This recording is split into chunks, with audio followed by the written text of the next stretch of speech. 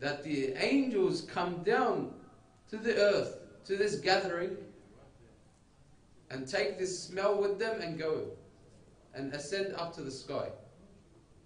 So you must understand these gatherings. It's not something that we just do for the sake of it. Even the angels come down and they, let's just call it, they perfume themselves with this gathering. Then they say, the other angels, they say, take us down to earth to join them too. So they want to come down, the other angels want to come down and also take some of that smell. They say they are already dispersed to their homes. So they already went home. The angels of heaven say, then take us to that place where they had assembled, to perfume ourselves from it. So when those angels in heaven, they come there, they told the other angels, take us down, even if they've gone, but the smell is still in that gathering. We can take and perfume ourselves from it. We have to understand that these gatherings and these majalis and these programs that revive the affairs of the Ahlul Bayt, that revive the teachings of the Ahlul Bayt, it's for our benefit. And this narration attests to this. Even the angels benefit from this gathering. You are a significant part of this majlis. Why? It's because without you being present in this majlis, without you attending these programs, are we able to have a program? Are we able to revive the affairs of the Ahlul Bayt? Are we able to invite people to Islam? Of course not. So by you attending, by you inviting others, we are delivering the message. We are passing this message from generation to generation. And if we don't do so, the message will die down. And I will tell you right now, the message will never die down until the Day of Judgment. Because this is a promise. It's a divinely preserved message from Allah subhanahu wa ta'ala that we cannot stop. We have to continue this message. And something that's important to mention about these majalis is points about the families. Families must raise their children in these majalis. Why? Because these majalis is what's going to preserve them. You and I, for example, me and you, we need to build a relationship, a bond with these majalis. Why? Because later on, if we, for example, have children, we need to pass on this bond that we have with this majlis, with this relationship that we have. We need to pass it on. Our kids need to be brought up in what it's called a Nasha Husseiniya, a Husseini upbringing. Why? Because this is what's going to preserve their religion. This is what's going to preserve their faith. Without this, we all know many people that went astray. And the reason because of this is, the reason for this is because, for example, their parents weren't raised properly in these majalis, or they didn't teach their children about these majalis, or they didn't bring their children to these majalis, and they went astray. So that's why it's important that we build a relationship with these majalis and we pass it on to our children. And to pass it on, we must be wired like so. We must have this relationship. this bond, this linkage. We don't want to be coming only for the first 10 nights of Muharram, for example, and a few nights in the holy month of Ramadan, and that's it. Alhamdulillah, today we have many majalis, and majalis here start from the beginning of the month of Muharram until the end of Safar, because there are many different occasions and martyrdoms that happen throughout these 2 months, and the majalis are continuing with 2 months. We must attend these, and outside these months as well. We have weekly programs that happen. All of these are very important for the child. They're very important that we stick to them. If we don't stick to them, we shouldn't complain later on if we have a child that goes astray.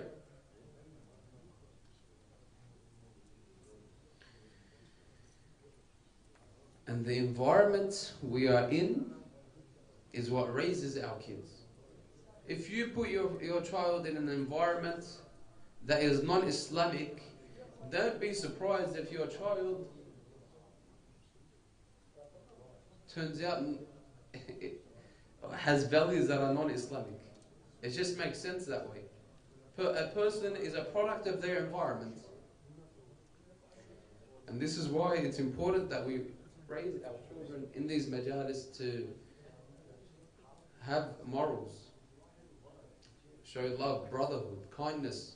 And all of these are found in these majalis. Why? Because the people that attend these majalis are good people. They're not bad people that attend these majalis. There is a stigma with mosques today that the people that attend, they are all hypocrites, they backbite people, but this is not true.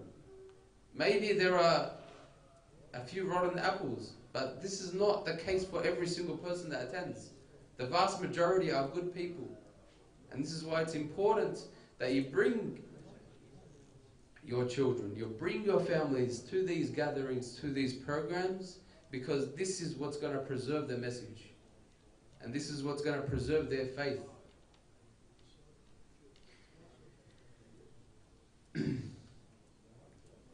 And most of us know this. This is a fact. Those who do not attend these majalis, these programs, generally are less educated religiously. Why? Because those who attend these majalis are exposed to, for example, fiqhi matters, to matters of aqa'id, matters of akhlaq. All of these are exposed to it. So they have this knowledge. This knowledge is given to them from these majalis, from this minbar. If you don't attend, you're not going to know this. And generally, you're going to lack in your religious understanding, in your religious knowledge. And this is why it's important that you attend. And of course, there is another story from one of the scholars where he says that one of the mu'mineen had asked him a question, and he said that he has a child and he doesn't know if this child is a Muslim, he believes in the Prophet, believes in the Ahl al-Bayt alayhi salam, believes in God in general. He doesn't even know this. Why? Because there is a separation between that parent and their child. What did that scholar say? He said, there's probably only one thing you can do. And what is that? Is that you take your child and put him in a mosque or in a mawkib or in any, or to serve Imam al-Hussein alayhi salam. Why? Because Imam al-Hussein is the ark of salvation. Imam al-Hussein, and this is why it's important to stick to the majalis of Imam al-Hussein, it's because Imam al-Hussein, there is an attraction to him. And that attraction to him is based on the fact that he is the ark of salvation. We seek our salvation through Imam al-Hussein alayhi salam. And this is why the scholar told that man to put your kid in a mawqif, for example, during the Arba'in, and let him work, because that will have an effect on the soul, on the heart. In the narration I mentioned earlier at the beginning of the lecture, what was it?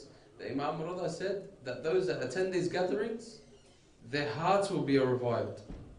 And those who work, who do khidmah in the Husayniyah, for example, in the mawqif, in whatever it is, their hearts will be revived. And there is an issue that he raised here, and it's that there is a separation sometimes between the parent and the child. And that's why it's important that parents have a friendship between them and their child. And they can have this friendship and build this friendship through the service of Imam Hussein. When you serve, you're going to interact with your child. You're going to work together, for example. Put a banner up together, مثلا. All of this will help you bond with your child. And of course, and this is the last point, inshallah,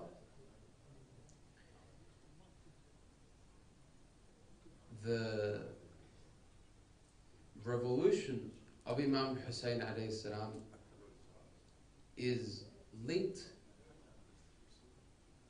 to the revolution of Imam al-Hujjah Ajallah Ta'ala Farajah al-Sharif. Because Imam al-Hujjah, his revolution is very similar to Imam al-Hussein's. Even, for example, when you look at, there are similarities between the two. For example, Imam al-Hussein started his revolution from where? Mecca. Imam al-Hujjah will reappear where? In Mecca. Imam al-Hussein was headed towards where? Kufa. Imam al-Hujjah was headed, is going to be headed where? To where's his capital city going to be? Kufa. So there's a lot of similarities. There's other as well. But what's important is that when you connect to Imam Hussein, when you connect to the Majalis Imam Hussein, when you connect to the, for example, the Husseini rituals, the Sha'ar al-Hussein, for example, this will build a foundation for you. It will help you understand and prepare for the reappearance of our Imam, Ajallah Ta'ala Farajahu al-Sharif. And without this, we won't be prepared enough. Why? Because to understand the revolution of Imam al-Hujjah, you need to understand the revolution of Imam al-Hussein alayhi salam. And we see practical examples of this. When that terrorist group, ISIS, when they came into Iraq, and our Grand Marja, Hafidhullah, issued that fatwa. Who were the ones that came out and supported and went to fight? It was majority those that held the majalis, had mawaqib, that were present in the mosque. Why? Because those have understood the message of Imam Hussein. And they've been wired so. Why? Because Imam al-Hujjah wants people like this. And those are the same people that went and fought. And inshallah, those are the same people who will support the Imam when he returns. So this is why it's very important that we stick to these majalis, because this is what's going to prepare you for the reappearance of our Imam. Inshallah.